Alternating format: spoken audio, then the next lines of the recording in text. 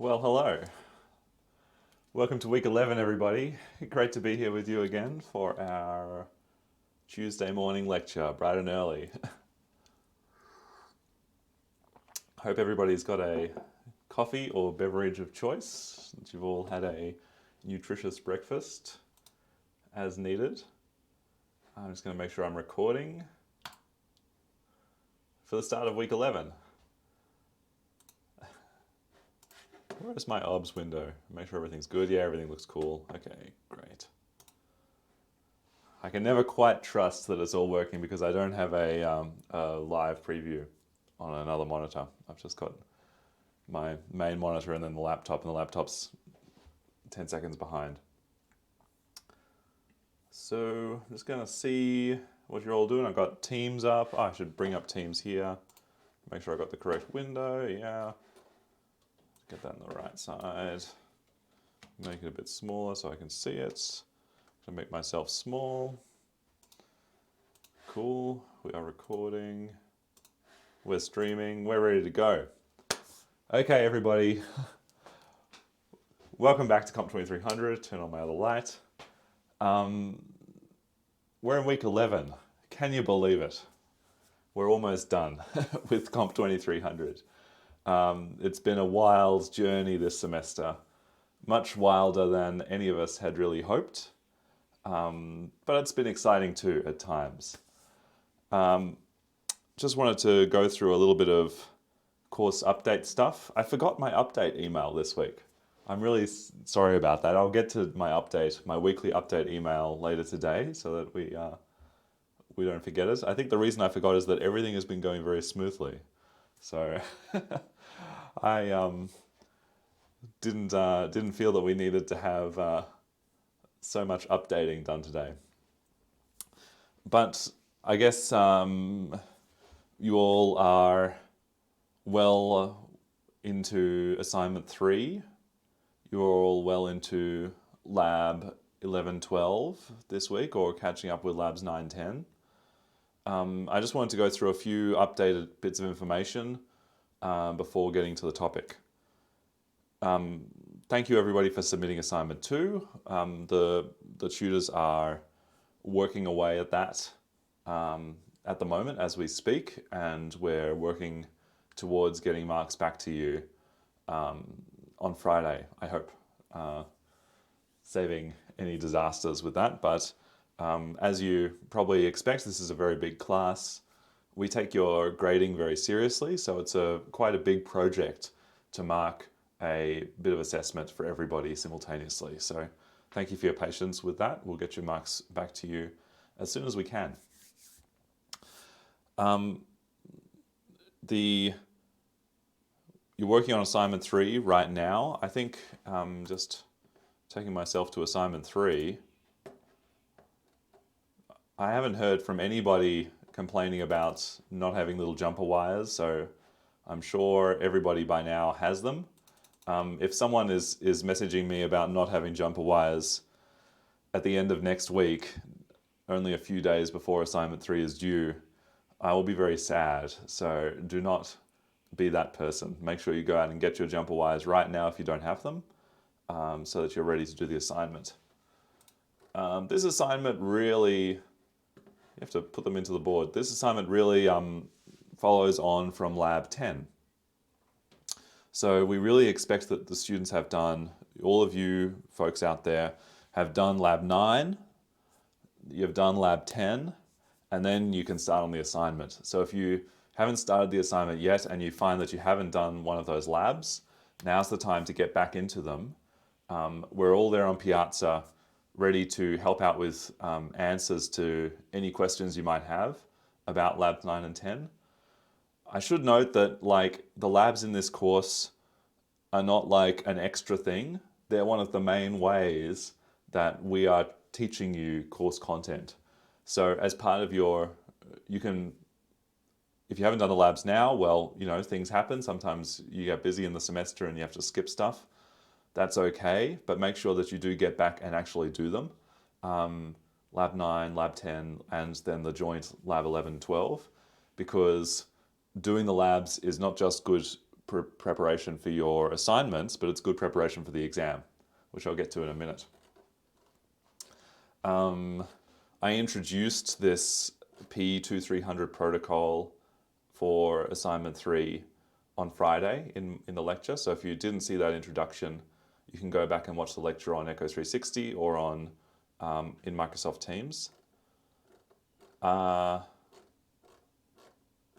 It's a little bit tricky to work out this slightly strange network protocol for communicating musical information over the wire.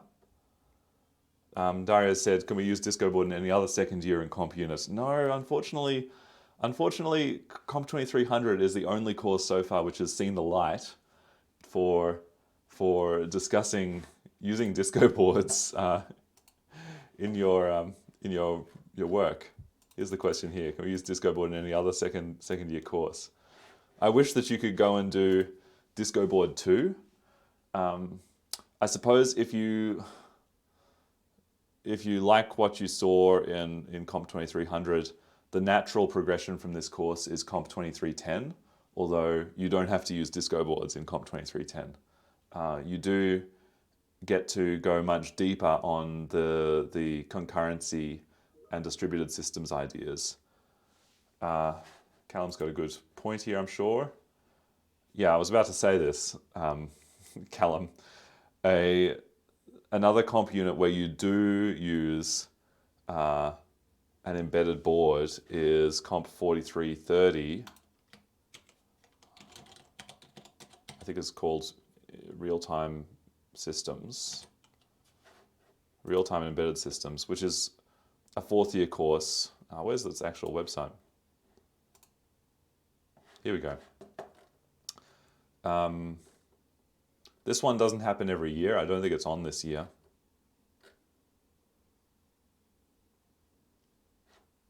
I'm not sure when this course will be on again. We'll have to look on programs and courses to find out. This course, Real-Time and Embedded Systems, you will use something like a disco board, other STM 32-bit ARM boards, and it's a much more serious look at how you would create programs for an embedded system that do obey these kind of real-time requirements that we discussed last week. Another thing that you could do, if you wanted to get into more disco board stuff, you could choose to do an individual project that involves an embedded system.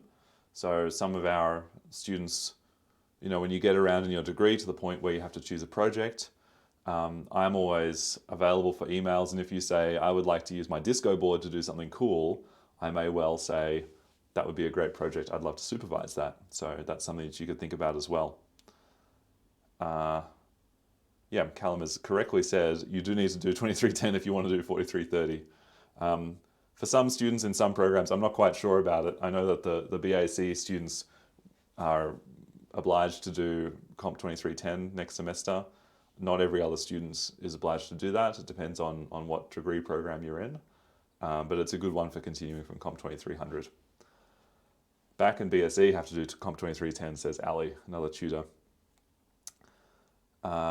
Yes. Yeah, but my preference, and this is a bit of a wild idea, is that you all want to go out and do great disco board music projects after this course. And then I get to supervise you and help you out with that. But I know that that's not everyone's cup of tea. All right, back to the serious stuff. We're getting distracted by other courses. We should design a whole computer science program where we teach you all of your skills using the disco board. Wouldn't that be wild? Maybe that's a pipe dream. At some point with the disco board, I think it's probably smart not to use assembly. So you might have to accept that you need to code in a non-assembly programming language. This is assignment 3. I'm sure everyone here is now completely up to date. You know what you're doing for assignment 3. I want to talk now a little bit about the final assessment for this course. The final assessment is the final exam. Now, many of you I've heard from on Piazza, you've already been looking and see that the final exam is scheduled within the official ANU exam timetable. The time and date for the final exam is Tuesday, 16th of June, 2020, time 3 p.m. The final exam is going to be a Wattle exam, just like the mid-semester. I was just so impressed with how seriously everybody took that exam on Wattle, and the range of interesting and varied responses that I got to some of the tough questions in that exam. So I think that gave us a lot of confidence to continue with basically the same idea for this exam. The main difference with this one is that it's longer. So it's a final exam, you get 3 hours to do it, 180 minutes. That's a much more of a kind of big time commitment to put into it. So we get a chance to ask a few more curly questions and maybe some longer style questions. Just like the mid-semester exam, it was an open book exam, and this one is an open book exam. That means you can use whatever materials you have available to you.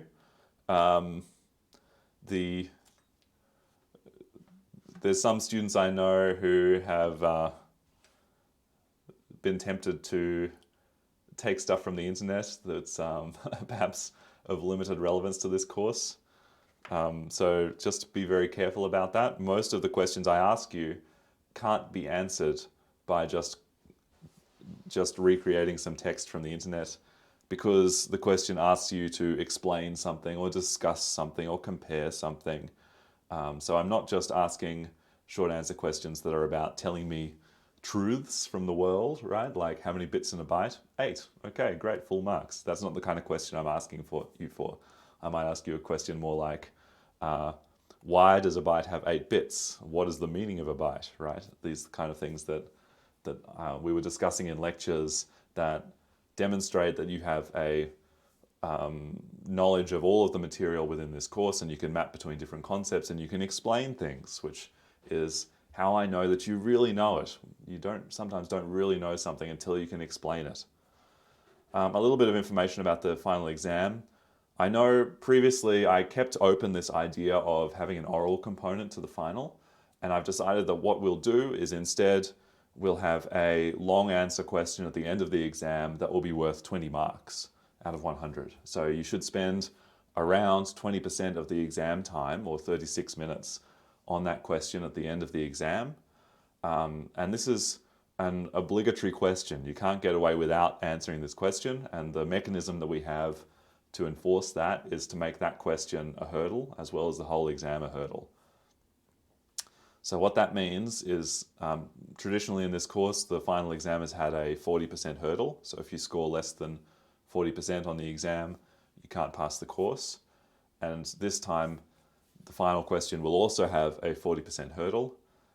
This is not something that you should stress too much about. If you've kept up with all the material, you're doing fine in the assignments, you did fine in the mid-semester, I have no doubt that you will also do fine in the final exam, given a bit of time to prepare and taking it seriously.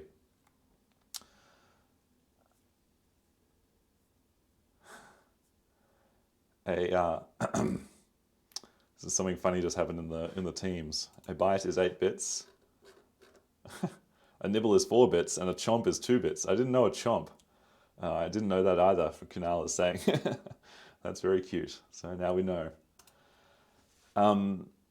The final question idea here is to take a question where you have to explain something that could be from any aspect of the course. So it's a question that comes from any aspect of the course. In case you're interested, no one should really know about this, because I assume that you don't talk to each other during the exam, but don't expect that final question to be the same for every student.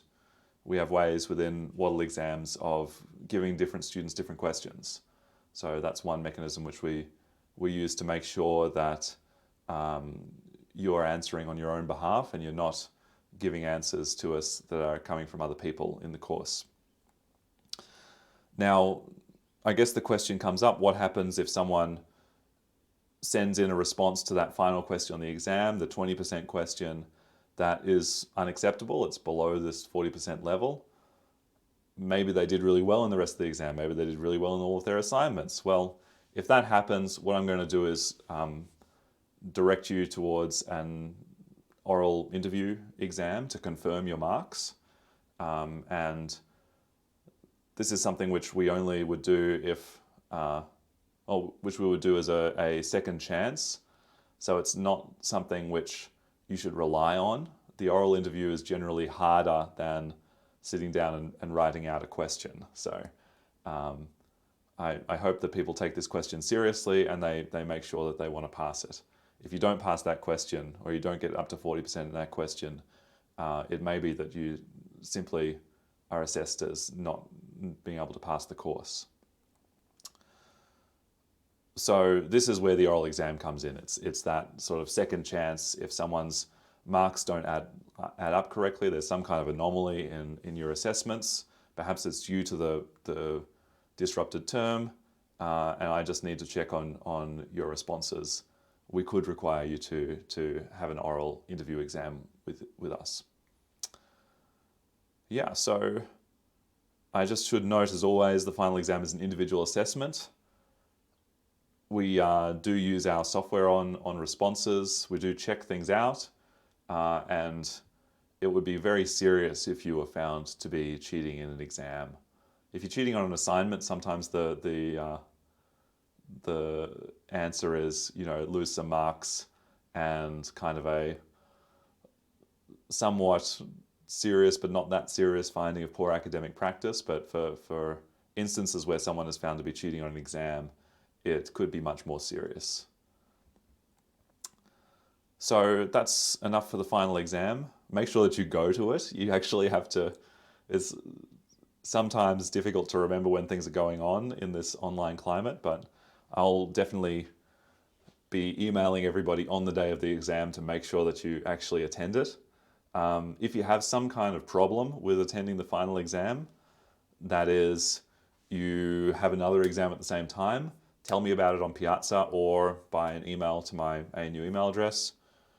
We do have the ability to shift individual students' exams slightly in order to make up for some kind of difficulties like that. So if you just get in touch with me and we can fix it up. I know there are people who've already gotten in touch with me, and I'm just making a big list to make sure I understand everybody. We also have, for instance, something that can happen in exams that are conducted online would be unavoidable loss of connectivity or some kind of huge emergency. So, if you're in your apartment and you're doing your exam and there's a fire emergency, a fire drill, and everyone has to leave the apartment and your exam's interrupted, that's something you need to tell me about. Some kind of emergency like that, I would need you to document what's going on, and then we can take steps through the special consideration and assessment process to make sure that some kind of emergency doesn't unduly affect you. And if that was the case, if there was a fire emergency, you had to leave your apartment, you couldn't complete the exam, then probably we would fail over into an oral exam in that instance. But obviously that's not something which anyone would want to happen. So I think doing the exam in a relaxed atmosphere in your own apartment with good preparation is much preferable to having an oral exam with me later. Okay, any other questions in the comments? I'm just seeing discussion between tutors about chomps and nibbles, so I think that's no other questions. Yeah, okay, so final exam details are out. That's a load off my mind now that everyone knows about it. It's all in the open. I know that this final exam period is going to be pretty weird. I know that there's a lot of people with slightly strange all-day take-home exams that are maybe not quite clearly advertised in the exam timetable. I know that exam timetabling, when they schedule an all-day exam, they don't consider it to actually need to be done all day. Like if you get 24 hours to do the exam might only be really 3 hours. So they just say, well, these students are going to have to sort out their own life to attend other exams. So if that's the case for you, let me know and we can see what can be done. I'm going to get to the content now. We're 20 minutes in. We've got to finish up our operating systems topic, and then we get to go on to architectures. And in fact, the architectures bit is kind of like connecting us back in this circle back to the beginning of the course, where we were talking about digital logic and exactly how a CPU might be made with an ALU. So we're kind of going full circle this week, back to the original topic.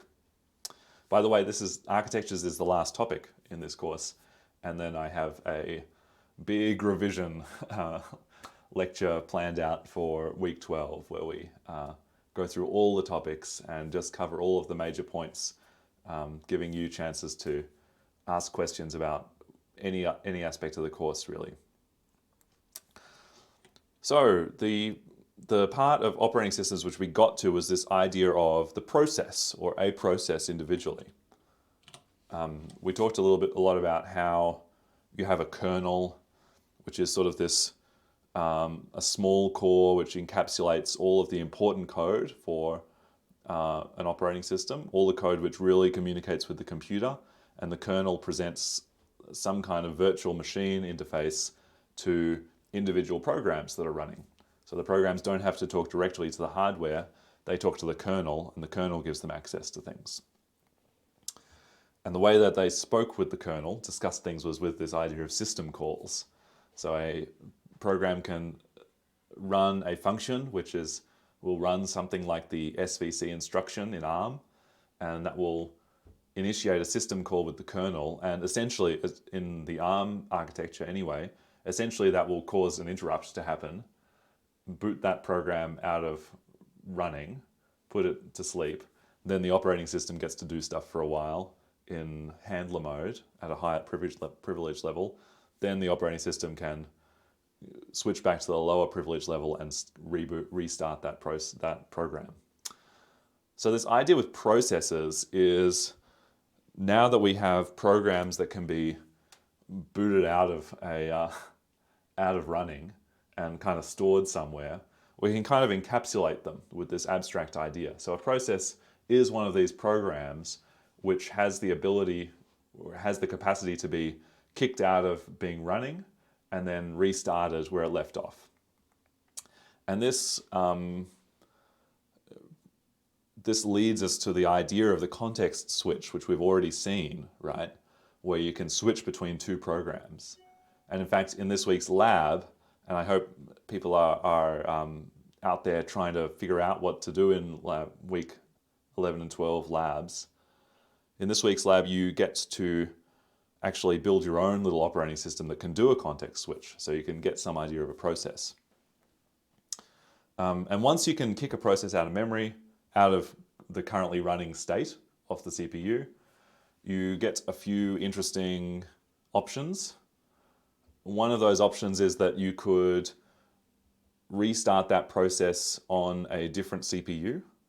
So you could have multiple CPUs all running in a computer with processors running on each one. You have the opportunity of looking after multiple processors and giving each one some sort of equal access to the CPU resources or the computing resources, so that you can have a multitasking operating system. So that would be scheduling. So we're going to talk a little bit about what happens now that we start considering processors to be sort of interchangeable, right? You can save them off into memory and then reload them later and start running them again. So trust the process is the catchphrase now. So now that everyone's watching this on a computing device, and I guess if you've got a laptop here, it might be interesting to know how many processors are running on your machine right now. So how about you go and have a look, and I'll have a look too. I'm just going to get a terminal window, have a look on my computer. My computer here is called Plastic Pal. Does anyone get that reference? You can tell me in the chat if you do. How am I going to find out processor probably run top? Tell me, I've got 423 processors running. Total. 2 running and 419 sleeping. That's nice. See what else is going on here. So my main two processes that are running are OBS, that's my streaming app, and the web content from Firefox. And that's pretty much it.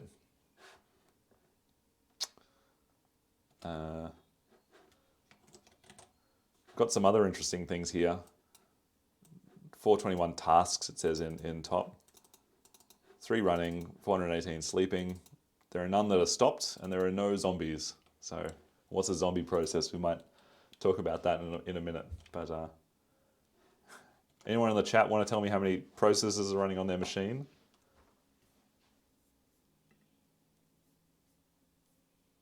Canal got it.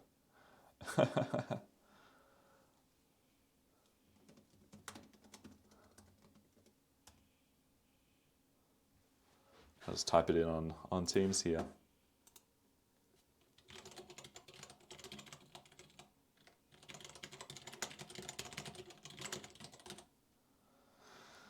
Just going to check on my laptop and see how my processes are going here. Oh, my laptop's got 600 running, 600 total, 2 running, 597 sleeping. And then my laptop also says how many threads I've got, which is 2,928. That's a lot.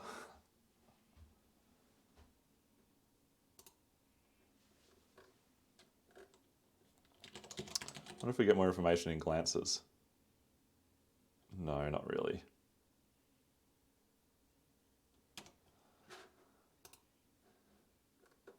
$553. So we've got, like, once you get this process abstraction, an operating system can make a lot. You can make a lot of processes.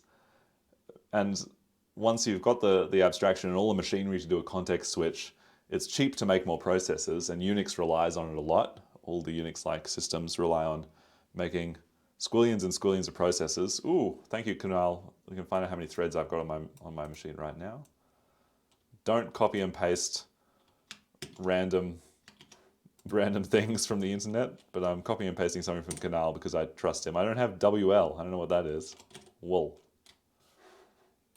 Well, I'm not going to install that. What's PS minus E do? Oh, okay, that gives me a list of processes. Just to know what's going on. PS reports a snapshot of your current processes. Yeah, so once you've got this abstraction that you can have a lot of processes, they become cheap, right? So your operating system can have heaps of them that are available somewhere, but they're all just resting, they're all sleeping. And only a few are running at any one time. WC, that's what I'm... Yeah, 425, well, that's the same number of processes. I mean, Linux doesn't really care about threads. I don't know what or it doesn't care about threads in the same way as OS X maybe.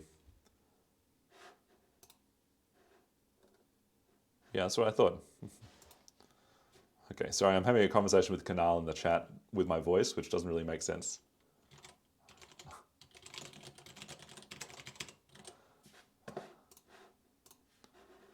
Okay, so we've all had a look at processes. Your OS can have squillions of these. Most of them are sleeping.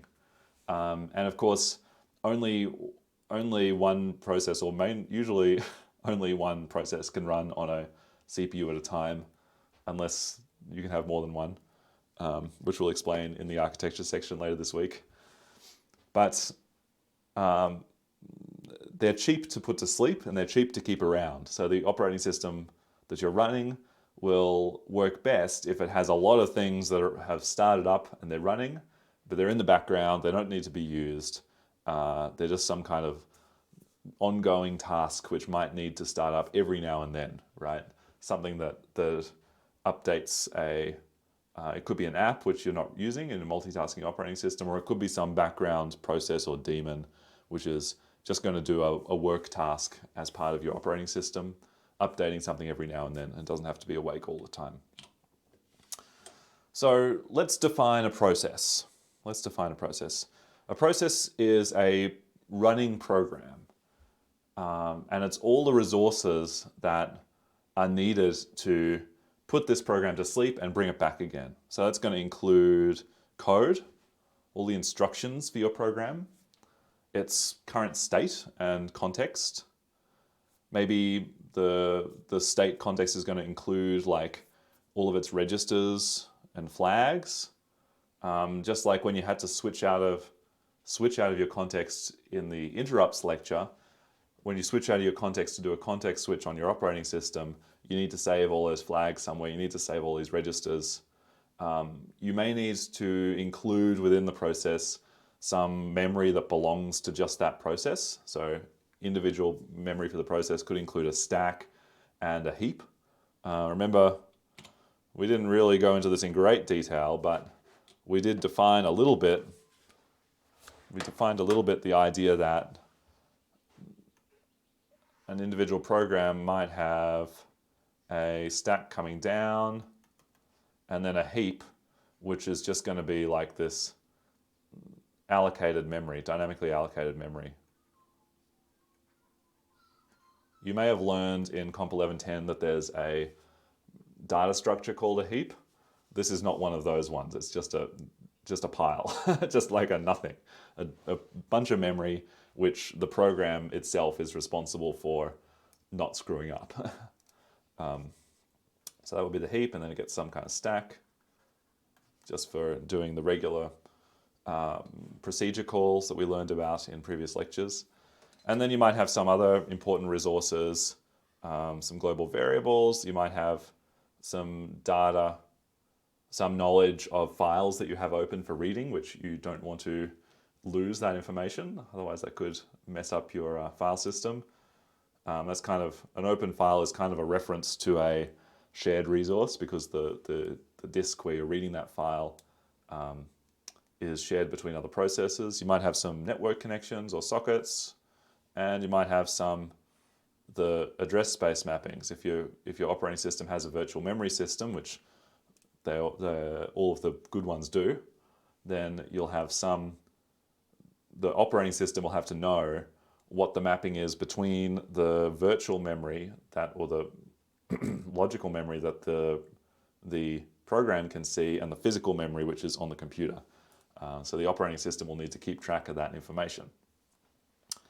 So all this information bundled up would allow our program to be put to sleep and then brought back exactly the way it was before and restarted. All of this information is going to be part of a process. And back to the meme slide, back to the Jurassic Park idea in Unix of processes as far as the eye can see. You've got loads of them in your computer, and your operating system's one of the operating system's main jobs, probably its most important job, is keeping track of what all these programs are doing and switching between them.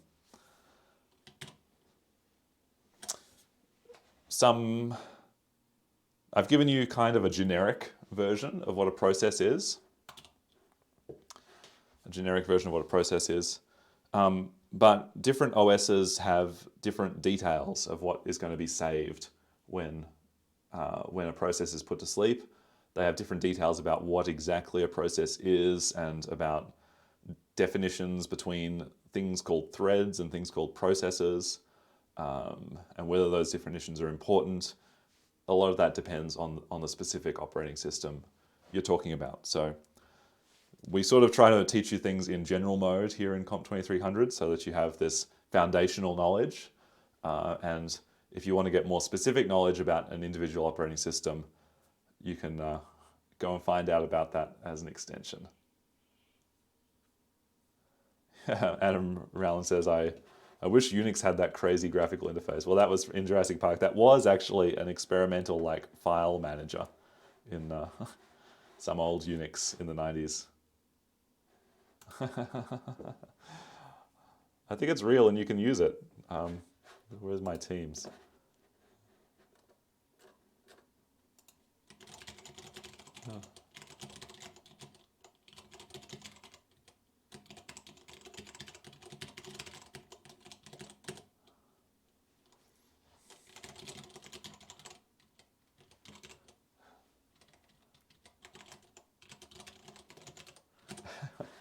Maybe you should all go and use graphical file managers. So the problem, which is going to be the rest of this component of the OS talk, is now we've got these processes, we need to manage them somehow. So this is the rest of this talk. So let's have a little bit of a think about what we could do with these processes and what might happen. So here's a simple situation. We've got potentially a computer system with a lot of CPUs. Your computer system that you're using probably has more than one. Your disco board only has one, but a regular computer has more than one. Your phone most likely has more than one. And this has become really, really common, particularly in the last 15 years, to have multiple CPUs per computer. And maybe you could just organize it so that each of your processors goes on one CPU. That would be handy and easy. This means that, for instance, you don't need to manage your processes that much. You can just let your computer go, that each process can have its own CPU, and then when it's done, it can be happy. There's some specific configurations where this is all you need. It's obviously not going to work on your computer if you've got 500 processors sleeping. Sometimes a process is going to have to get switched out and switched back in to continue its work. But if you're in a very simple situation, like a microcontroller distributed operating system, you might just be able to have exactly one needed process per CPU, and you would never have to switch them out. And this could be the case in some kind of embedded system or physical process control system where you have lots of CPUs, a lot of tasks, but exactly one CPU per task. So you wouldn't have to do process management exactly. That one's not required. But you would have to make sure that each individual program's access to shared memory is coordinated. So you might have to have, a semaphore in here or a mutex organized in the operating system. Okay, that's a simple situation of how to manage processes. A bit more complicated of a situation is that maybe you've got a limited number of CPUs and you've got more processors. So here we've got one CPU in this instance. Well, Adam Rowland just says, just have 500 CPUs. Well, maybe we could do that. We could just make 500 plus CPUs. Some people have tried such things. They don't tend to be that popular. At some point, the communication between CPUs overwhelms your ability to, it becomes your bottleneck. So I guess that's something else to consider. Let me get back to the point. What if we only had one CPU, but we had 500 processors? What are we going to do? Well, we already said that your OS is going to be like a virtual machine in the last lecture. So the OS is going to emulate one CPU for every control flow. So it's going to pretend to be a CPU for this control flow. So that one thinks it's got a CPU, but it's really just like a ghost or something. This one thinks it's got a CPU. And they never know that they're going to sleep, but secretly the CPU is loading them up onto the computer and letting them run for a little bit. So this means we have a multitasking operating system where multiple programs can be running sort of interleaved, and only one is running at a time, but the others think they're still running and they never get shut down until they're complete. So this means we need to not just have some memory protection so that the processors can't write over each other's memory, mutex, semaphore, protection, MPU, memory management unit dealing with giving them individual address spaces. This means that we need to have process management so that not just one process is hogging the CPU. We need to fairly divide out our CPU time between all of these processes on our computer.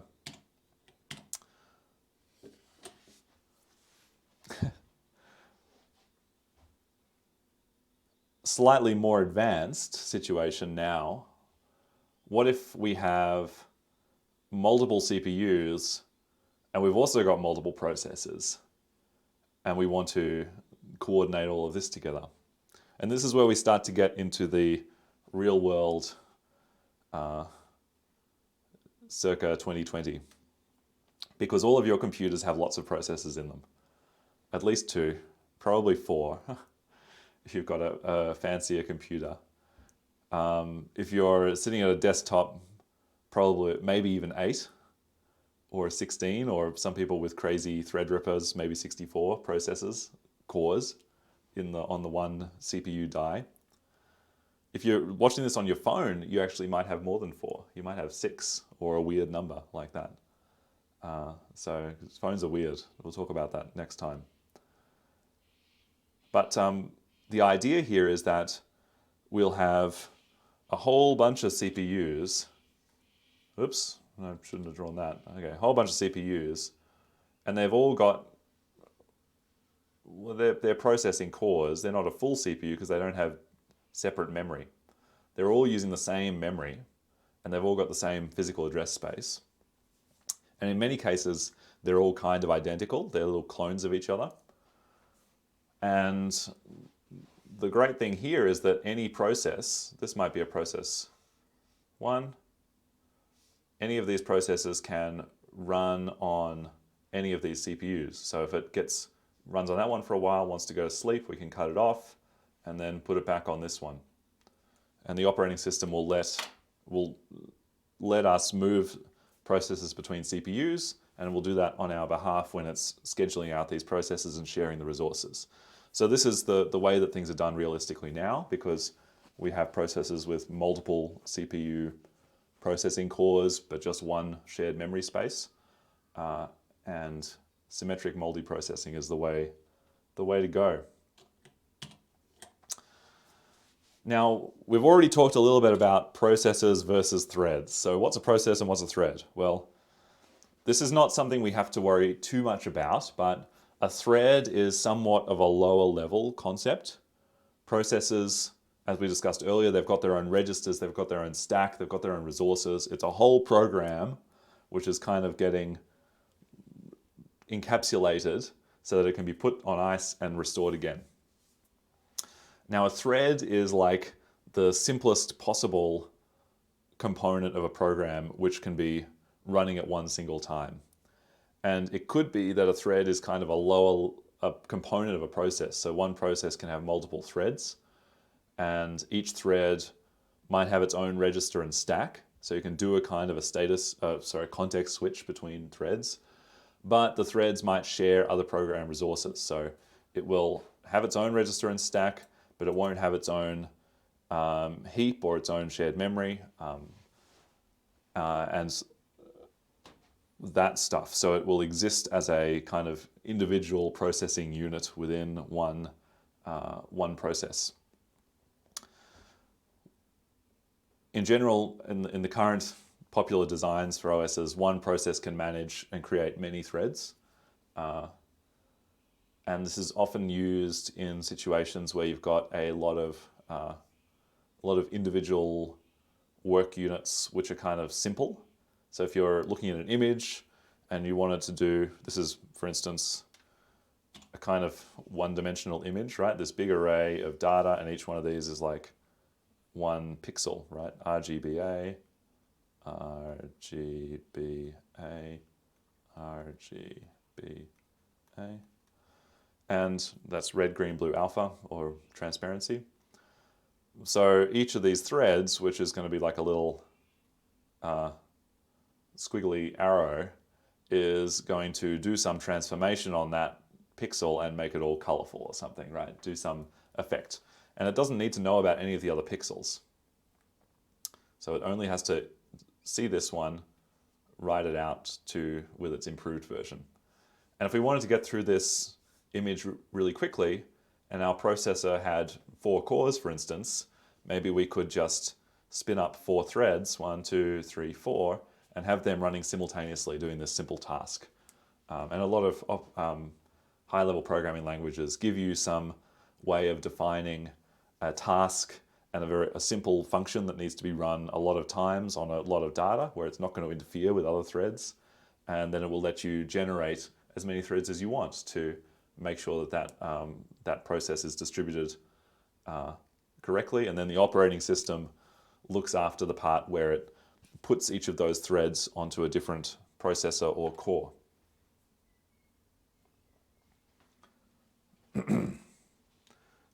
Adam has asked, when I say,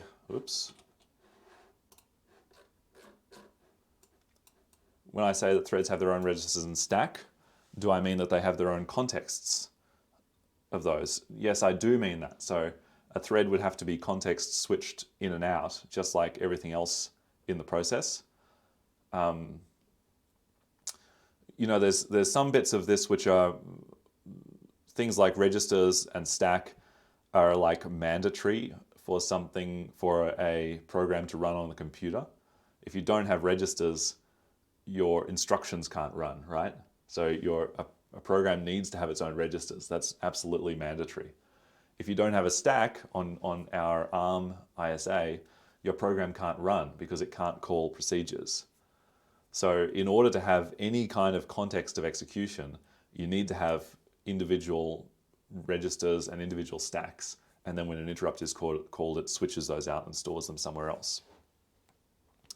So the thread is kind of the minimal context of execution, and then a process is a bit more of a bigger one that includes some stuff which is not mandatory, right? Having a heap and dynamically stored memory, that's not mandatory for our process to run. So there's a few other things which can be kind of added on top of the process, like access to files, access to network resources that might not be given to a thread. It's just the process has that, and the threads have to share the one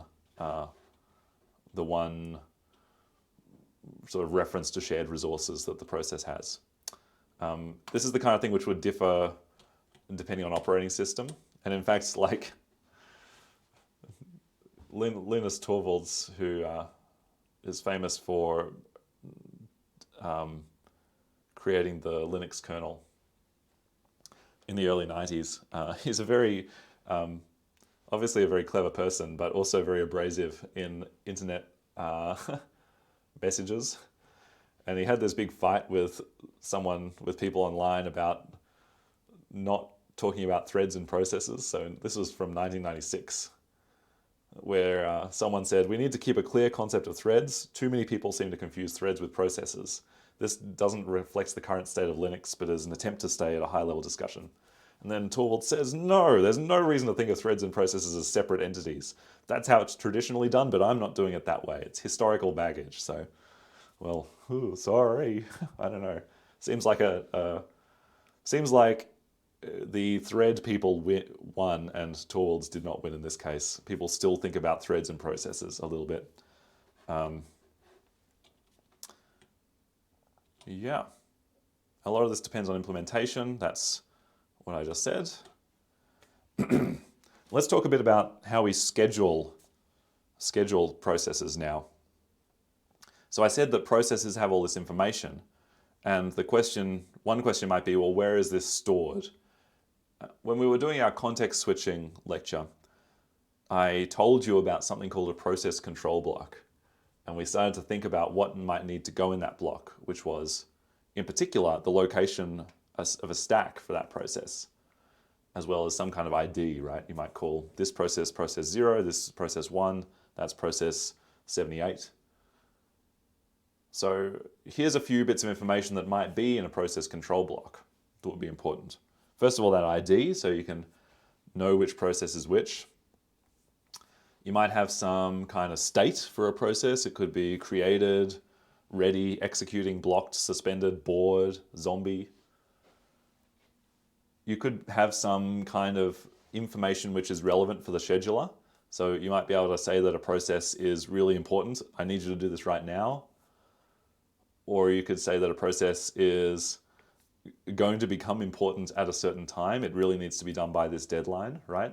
For instance, if you were generating frames for a video game, you'd really like each of your frames to be done within 1/60th of a second, or within whatever time period your engine is going to be running at, 1/240th of a second if you're a hardcore Twitch gamer and you've got an expensive screen.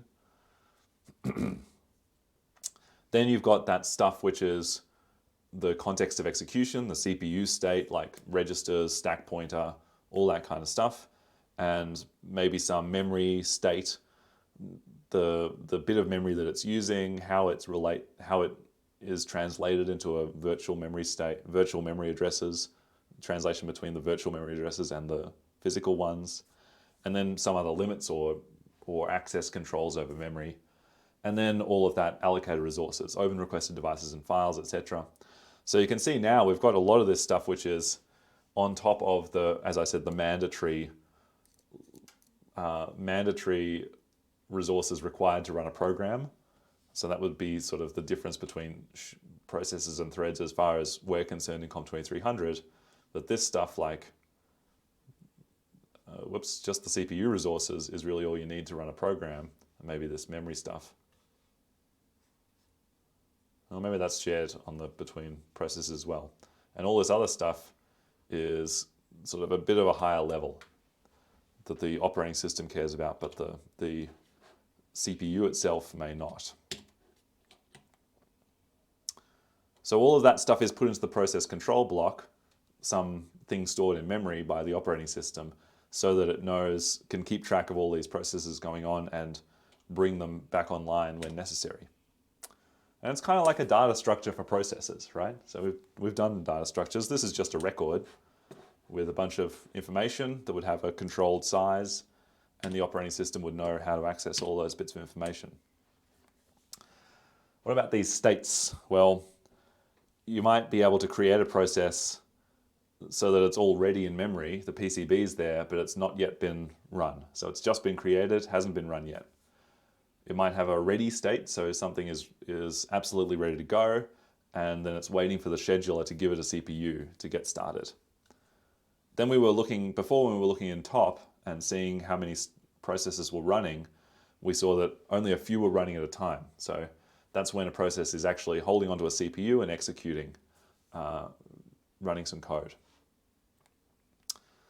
Then we might have processes which are blocked. So that's going to be a process which is also waiting to run, but that's because the process itself knows that it's not ready. So if a process has asked for some information from a hard disk or something, it might take some time for that information to be ready for it to access. And that means that the process itself can say, okay, okay, coach, put me on the bench, let someone else have a go. I'm just going to wait for my resource to be ready. Which is handy because then our CPU isn't blocking CPUs, or our operating system isn't blocking CPUs with all these processes that are just waiting for resources. It can take people out who are blocking, take out processes that are blocking, put in ones that can run, and then when the resource is ready, the CPU can put that process back in and let it continue where it left off. And from the processor's point of view, this means that it's kind of not really blocked because no time has elapsed from its perspective between asking for the resource and for it being ready. It's been taken off and then put back exactly at the right time when it's ready. What about suspended? So we might have processes that are swapped, they're not just ready and waiting to be put back on the CPU, but they might have to be completely put on ice, put in the deep freeze onto your hard drive, and waiting for some space in memory to open up. So we don't see that as much now because people have a lot more memory, but it used to be on Linux in particular that you needed to have a lot of swap space in your hard drive so that processes could be put into deep freeze and you could keep them out of your memory. But now that people have a lot more memory in their computers, it's a lot cheaper. And actually also the hard drives are a lot faster with SSDs. There's not as much suspension of processes going on, although the machinery for doing it is still there. So you can think of these processes as having like a little state diagram, right? Here's the life of a process. this process gets created. I don't really know what this bit of the diagram means. Anyway, a process gets created here. It's admitted into memory. We got it. Then it becomes ready, which is a good state to be in. Now, the first thing that happens is that it might get dispatched onto a CPU, and then it gets to run for a while. And then after a while, it might time out. It might run for too long, and the CPU says, okay, you're done. I'm going to give someone else a go. Time out, go back to ready, go back there. It comes back into dispatch. This is the story of a process. Starts running for a little while. Then it tries to read something from a network. It asks for a network resource. Okay, well, it's going to have to be blocked now until that network resource is ready. So it goes into a blocked state, waiting for the network, other stuff's happening on the CPU. Maybe a whole bunch of other stuff happens and it ends up actually suspended, swaps out back there. Then there's enough room in main memory, so it goes back to just being blocked. And then it might see that, oh, my resource is ready. So some part of the operating system releases it from this blocked state, and then there's the release, ends up back in the ready queue, and then it might get dispatched again, sees its network message that it was waiting for, and says, okay, I'm done. My program is finished. I'm going to be terminated. And I told you about zombie processes. So a zombie process is one that's had this finish state change happen. So it thinks it's terminated, but it hasn't been kicked out of memory by the OS yet. So the OS is waiting for a chance to actually clean up after itself. Then you might have some undead processes hanging around that are just taking up space. They're not going to run again. They have yet to be cleaned up. That's just a funny Linux term. I don't think it exists in other operating systems. Now we're talking with a few scheduling examples. So how do processes get scheduled on CPUs? Again, this is one of these things which we're going to do foundational knowledge here. We're not giving you every detail of schedulers.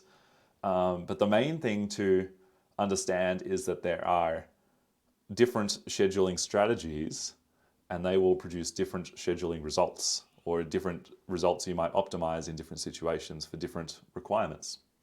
So here's our first very simple scheduling plan. It's called first come, first served.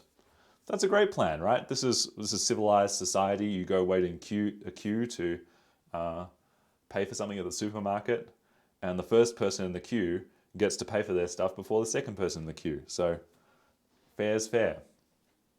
So what might happen here? We've got funny diagrams here which take a little minute to get your eye in, but these are different processes. There's process 1, process 2, process 3. This process is long, it's green, long green. Medium, blue, and a short one, red. Now when these things when they show up here is when they've been started by the user, or the computer itself has decided we need to run a program. So it's started all of those processes and they're ready. And then here's when they actually get run on our one CPU. So that's the CPU. We've only got one in this instance. So first thing that's going to happen is that this green one gets run. It goes all the way through there. Then the blue one, that runs. Next in the queue is that red one, that runs. Next in the queue is this blue one, that runs. Then that one. They started at the same time, but this one was just ahead of it. Pipped it at the post, so we end up with blue, red again. Now we've got a break, nothing much is happening, nothing much is getting requested anyway, but two short ones are getting requested. When the CPU's done, it runs both of those. In the meantime, while it was running, another green one got requested. That one has to wait a few seconds before it starts, gets to start there, and etc. We get through the diagram. So if you work out in this little model, we can think of a few bits of information. So what was the waiting time for each individual process? The waiting time is the time between it starting here and actually starting on the CPU. So in this instance, it was 0. And in this instance, it was 1, 2, 3, 4, 5, 6, 7, 8, 9, 10. And actually, I think in this diagram, the maximum was 11. So the average was 5.9 seconds, or time units, right? Could be microseconds. The turnaround time is the time between a process being requested and it actually completing. So that one could be, is at least a little bit longer. The minimum is 3 time units, the maximum was 12, average 8.4. So far the turnaround time and the waiting time are kind of together because the waiting time might be long, but the process, once it starts, it's definitely going to complete in its required time. So this is a very deterministic scheduling scheme, but the question is what happens here when there's two processes that start more or less at the same time? Which one gets to go first? And the question of which one goes first can change the results. So here's the same idea, but we're taking the order differently. The diagram down here is the same. That's equivalent to what we had before. And the diagram here is different. So we start with blue, and then we go to green, and we've got a different order all the way through. So this time, we've got a slightly lower waiting time. The average is lower, 5.4, and the turnaround time is also a little bit lower. So a consequence of this, even though we have lots of different options, consequence is that the maximal turnaround time is the shortest possible. That's a bit hard to grok, but given that there might be many different turnaround times, but the maximum is bounded. So we can't go over some crazy maximum because once a process does start, it will finish. Another scheduling idea is this one called round robin. So instead of, as previously, we were saying, if you're first in the queue, you get to go now. I'm waiting until you're done, then I'm going to the next person. We get everybody in the queue and we say we're going to do a bit of each one person's job first and then go back to the other one. So we're trying to handle everybody at once here with round robin scheduling. As you can see this happening, same diagram down here, that's the same, but instead we're going to go green, blue, red. Now the cool thing here is that this red one now got to run directly as soon as it was requested, and it only had to wait a second and it's done. So it's out of the queue. So if there's a whole bunch of people in your queue and they've got different sized tasks, you can take the easy ones out and finish them and kick them out of the queue.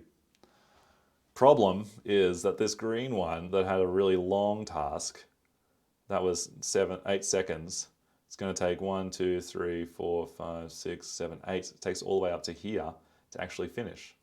So that one has to wait a long time to actually finish its task. As a result, we're kind of optimizing here for a swift initial response, get the quick ones out of the queue, but this long task gets stretched out. And that means that the waiting time is bounded. The waiting time is now the shortest it can be, but the turnaround time could be much longer. So the maximum turnaround time here is 20. Even though the average turnaround time is shorter, that's because we're dealing with short tasks quickly. The green ones, in some cases, might have to wait a long time to be finished.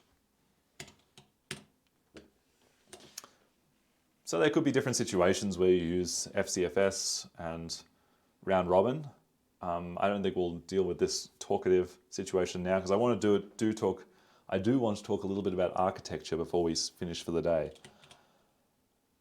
So we finally got to the end. The final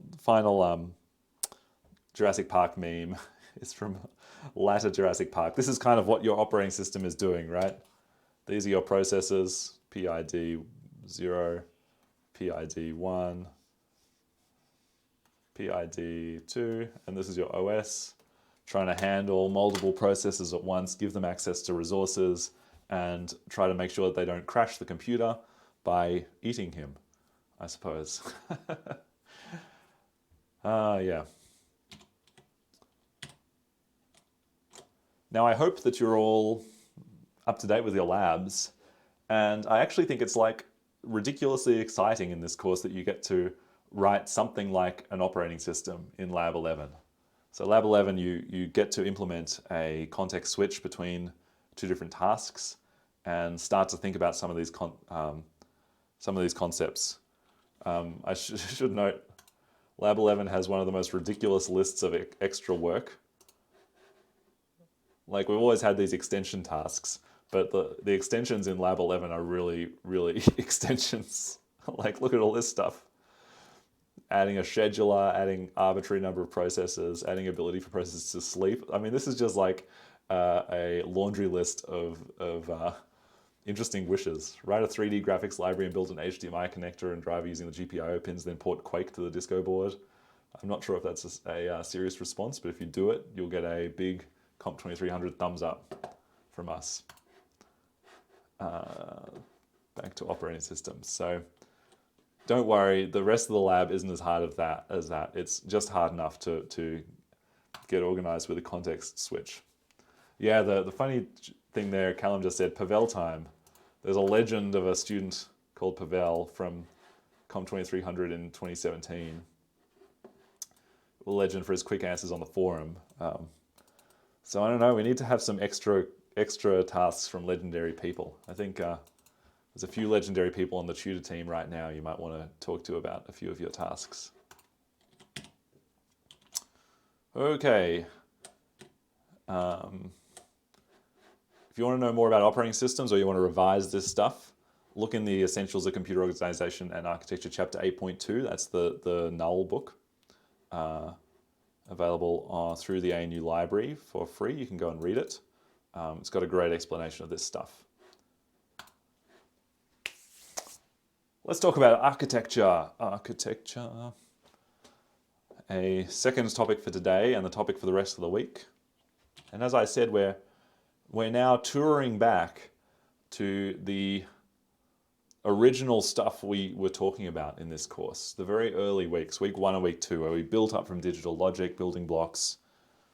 We talked about ALUs. We talked about how memory and ALUs and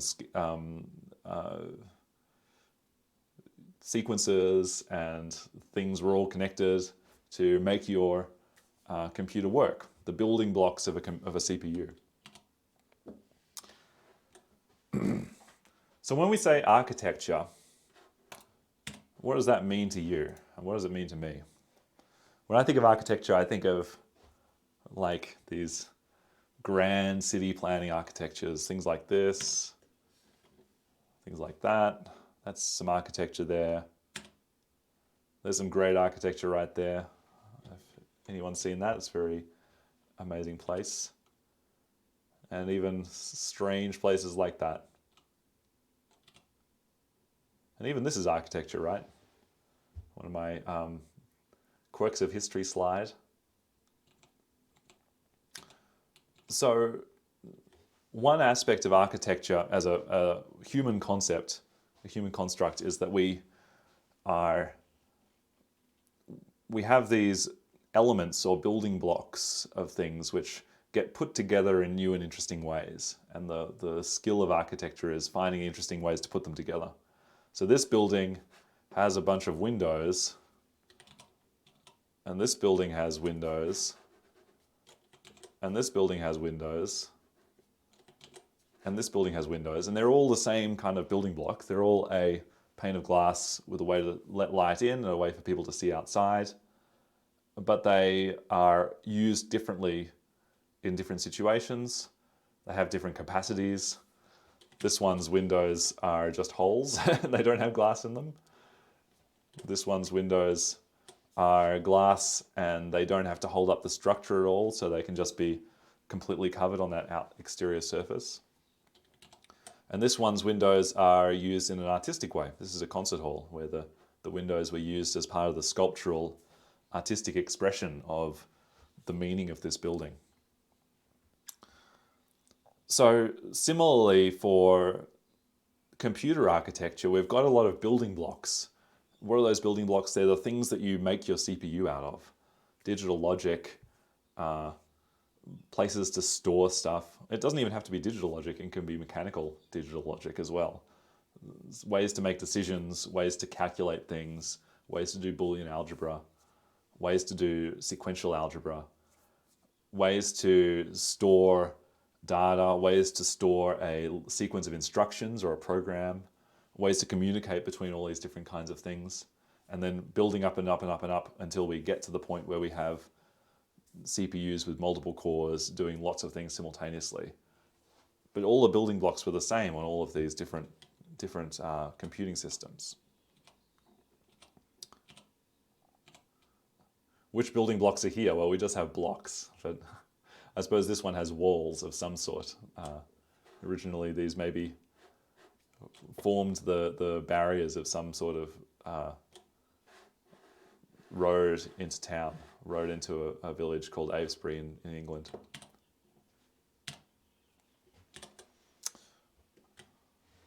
So we're just going to do another little tour through computing origins again. I guess one question is, does computer architecture have to be electronic? Does computer architecture have to be solid state? Does computer architecture have to use transistors? In this course, we've generally considered digital logic to be what you would implement with transistors, that is NAND gates, on a printed circuit board or on a CPU design built into the CPU substrate. But computers haven't always been mechanical or electrical. Part of the journey of computer architecture, it often starts more in the 19th century, and even before that, where people had mechanical calculating devices that would run with clockwork. And then there was a famous inventor called Babbage in England who invented this mechanical computer called a difference engine the goal was to do much bigger calculations. That never really worked, but it was an exciting idea that you could build a much better calculating machine by using more complicated clockwork. Of course, clockwork eventually runs out of puff because it's difficult to get the wheels and everything to fit exactly right. The more you have, the more complex it gets, the more weaknesses there are in the designs. Another part of this is the invention of mass production of looms that could weave material quickly and mechanically. And there was an idea of storing the pattern to weave in the fabric on punched cards, which was a way of sort of translating between something that a human could see, write it down on a piece of paper, and something that would make sense when you get all the mechanical wheels to crunch through it and operate this weaving machine. So that was something that happened well before the 20th century as well, Jacquard's loom. This stuff started to really take off in the 20th century with electronics, and the sort of decisions moving thought that it would be a good idea to do these things in binary and with digital logic, which didn't really show up until the 20th century. This particular computer is called the Z1, created by another eccentric called Konrad Zuse, who was a guy in Germany. This one was his invention in the 30s.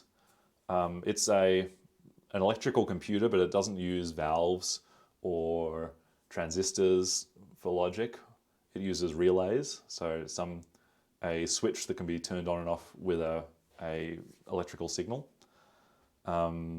This guy, Konrad Zuse, was probably a little bit crazy, or maybe the right kind of crazy. He made these systems, probably tried to sell them to the German government at the time, the Nazi government, but that didn't work out. They weren't interested. And most of them were probably destroyed. Some of them were destroyed by bombing during World War II, but they were never in a really applied computer. around the same time, there were other computers in America. There was a computer called ENIAC, which I think came out just after World War II. In Great Britain, I've forgotten the name of the computer right now. Colossus, am I saying this? Someone in the chat can correct me. That was kind of the World War II era computer. There was one in Australia too called CIRAC, Commonwealth Scientific Industrial Research Automatic Computer, which was built in the post-war period, 1949 maybe. So a lot of people were having this idea of starting to build computers. Where's my architecture lecture? This is Zeux's second computer or third computer, which you could program. So they had the idea of, now he had the idea that you could apply a new program to it. So it wasn't just a calculator, because a calculator you can't really program. It has a set tasks, and you would like it to do its tasks. And you as the controller say, okay, I'm going to give you this number, put that into this bit of memory. I'm going to give you another number, put that into this bit of memory. And then you've got an option of what to do, which could be multiply them together, add them together, divide, do some more complicated mathematical operation. But still, it's just a number of options, and you can't string them all together into a program. Here's an ENIAC in the post-war period in America. First Turing complete vacuum tube computer, 100 kilohertz clock. Giant size, giant weight, very complicated. That used valves. And then the disco board, right? There's much more in between all of these computers and the disco board, which we won't go into great detail of. But I think that many of the ideas in our present computers, even though they're all encoded in single silicon chips in many cases, systems on a chip, were present in those early computers using different mediums, using vacuum tubes, using mechanical wheels, or using relays. So the two things which I think I want to talk about just before we finish is one early sort of difference or divergence between different kinds of architectures. And there was a question in early times about what to do with your program and your data. So I think we can kind of agree that maybe if you're making a calculator, that's just a calculator. Something doesn't become a computer until you can give it a program, store it somewhere. It can then be a stored program computer. And then if you want to change that program, you can change it. And there was an idea about whether your program should be separate than the data or together. And in this design called the Harvard architecture, which is sort of named because there was an early computer in that post-World War II period at the Harvard University in the States that used this idea. There would be two memories. One would store your program and one would store your data. And then actually the computer then has two connections to memory. The control unit that gets to fetch, decode, execute instructions can talk to the program memory. And the arithmetic logic unit, which is going to read information into registers and operate on them, is going to talk to the data memory. And that's convenient. We can have two different locations and these two connections between the CPU and these two memory locations. Another idea, which is called the von Neumann architecture, somewhat of a misnomer, this is more based on the ENIAC computer, was that you just had one big memory area. Just one big memory area. And then your computer has to talk to the memory area. It might only have one way to talk between the memory area and the rest of the CPU, so it might have to fetch using its one memory bus, then decode, then execute, then use that memory bus to also put the data back. And that might make it a little bit slower. One difference with this system is that in the former case, whatever comes out of your arithmetic logic unit goes into data memory. So once you've got a program under this strict Harvard architecture, there's no way to have the output of your computer's instructions changing that program at all. So you can't rewrite the program during processing. In some cases, you might not want to do that. If you've got a very simple procedure, just doing some maths, just doing a sequence of calculations, you might not want to do it. But in many cases, you would want to actually have some way of changing your program as it's going in order to do more complicated procedures. So now in this von Neumann so-called architecture, programs and data memory are not distinguished and programs can change themselves. Now, just seeing what's on the next slide, all of this is much of a muchness right now because in many ways, although most of our computers use this so-called von Neumann architecture, you've got one big memory where you're storing all of both your programs and your data. In many cases, we do have like multiple entry points into that memory, multiple connections between the CPU and the memory unit itself. That turned out to be a good idea. And there are Harvard architecture systems where there are strictly separated data memory and program memory, where you can connect the output of the CPU to the data memory. So they're kind of like both architectures, or whichever CPU design someone is using, they take the good bits of both architectures to use it for reasons of making things work well and conveniently for programmers. A good example of a Harvard architecture thing, well, most of our computers are von Neumann architecture, one program memory, one memory location that works with everything. Some computers are Harvard architecture. A good example is the processors on Arduinos. The AVR Atmel architecture, I think they're AVRs, yeah. AVR microcontrollers do have separate program memory and data memory, and then they have a specific instruction. They've got one instruction for loading and storing to memory, and then they've got a separate instruction for loading and storing for program memory. So they've just got two instructions to look at both places.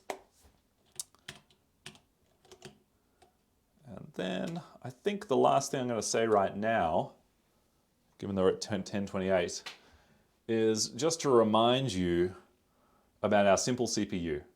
So I think this was a slide I showed you, almost exactly the same slide in week 2. I think we did the same slide in week 8 when we were looking at interrupts.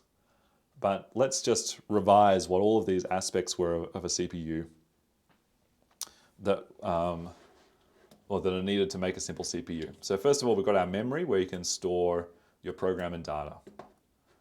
Then there'll be some bit of our CPU which is going to make sure it's loading the program, the code management bit. So the program counter is going to talk to that. The code management bit is going to fetch our program, our individual instructions from memory. Then the instruction is going to get sent to the decoder, right? The decoder is the bit that will make sure that we are getting the right bit of the CPU to operate on that instruction that we've just gotten, right? What kind of instruction is it? Is it a move instruction? Is it an add? Is it a sub? Is it a compare? Is it a test? Is it a load from memory? What is it? Then this instruction is going to go into the sequencer, which will develop these control signals and potentially send information to the registers to tell them what to get from memory. The registers might have to get data management to drag something in from memory if it's a load, and tell the ALU how to configure itself to do a bit of arithmetic if that's what's needed, and put inputs directly into the ALU. For instance, if we've got an immediate, we not taking data from our registers or memory, we're just putting a number straight from the instruction directly into the ALU. Then the output from the ALU is going to go set some flags which might be required for the sequencer to choose whether it's going to branch or not. It might send some output that needs to be stored in memory, go that way, or it might send some output that needs to be stored in registers, going this way. So we've got this cycle of data paths throughout our CPU going into different places. And then by the way, if we end up having an interrupt, that will go into the sequencer and stop this sequence of instructions and then the rest of the CPU has to be, the state of the CPU has to be stored by our interrupt hardware. So I think we are out of time for today. I'm just going to go to questions. Anyone have any last minute questions?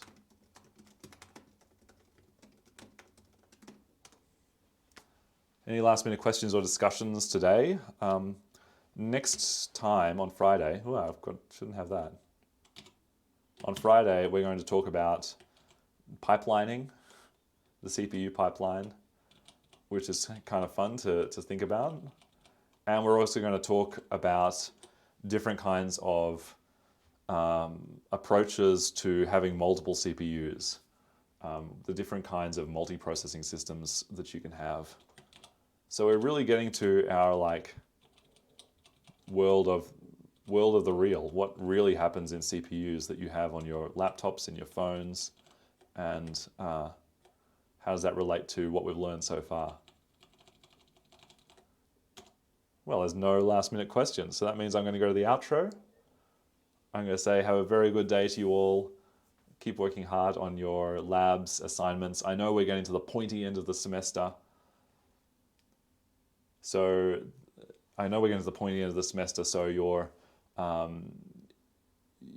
your time is probably limited and precious. Make sure you make good use of it. Keep things together and just try to get through your work one day at a time. I know it can be really, really tough in week 11 and 12. So, anything that my tutors and I can do to support, we will do. That means if you've got any questions about any aspect of the course so far, assignments, labs, anything, get on Piazza and ask them, or get on Teams during your lab and have a discussion with your tutor. So I'm going to put it on the outro slide, and I'll catch you guys on Friday.